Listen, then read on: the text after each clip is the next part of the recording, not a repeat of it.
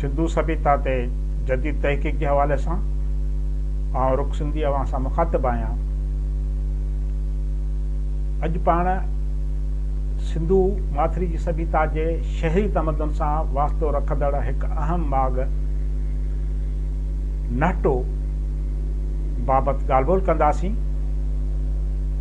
ही माॻ सिंधु सभ्यता जो ही अहम माॻ शहरी तमदन जे दौर सां वास्तो रखंदड़ आहे, जंहिंजा आसार ज़िले थरपारकर जे उमरकोट तालुके में हाकड़े दरिया जे उभरंदे कप ते मिलिया आहिनि। नहटो ॾखिण सिंध जे सामूंडी छेड़े वारो शहर हुयो, छो जो उन दौर में समुंड जो किनारो नहटे वटि हुयो ऐं समुंड जो पाणी नहटे शहर जे कपरनि खे छुहंदो हो। पोइ काफ़ी अरसो गुज़रण बैदि समुंड हेठि लही वियो ऐं अॼु नहटे खां कोहे मेल परे आहे। नहटो सामूंडी किनारे वारे शहर ऐं दरियाई पतन हुजण करे सिंधु सभ्यता जे रियासत लाइ वॾी अहमियत रखंदड़ हुयो।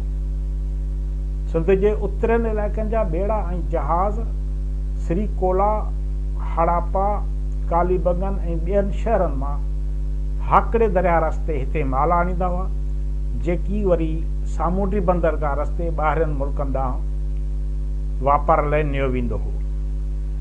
नहटो समुंड जे खारीअ ते हुजण करे जल्दी तरक़ी करण लॻो ऐं सिंधु माथिरीअ जे अहम शहरनि में शुमार थियणु लॻो।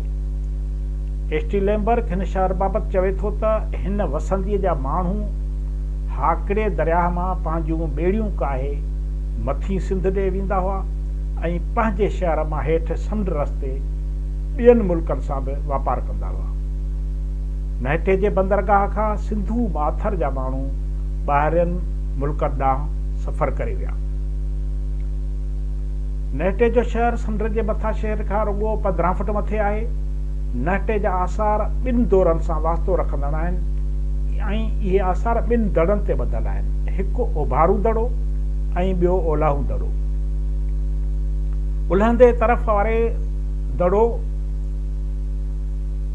तरफ़ वारो दड़ो सिंधु सभ्यता जे शहरी तमदन जे दौर जो आहे, जॾहिं त उभरंदे वारो दड़ो वेझड़ जे तारीख़ी दौर जो आहे।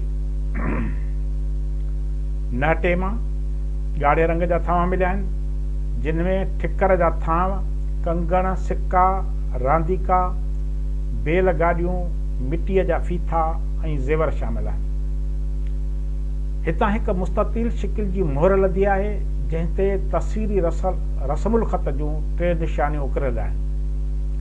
अहिड़नि ई हरफनि वारी मोहर मोहन जे दड़े मां पिणु हिन खां अॻु मिली आहे। महिरबानी दोस्तो।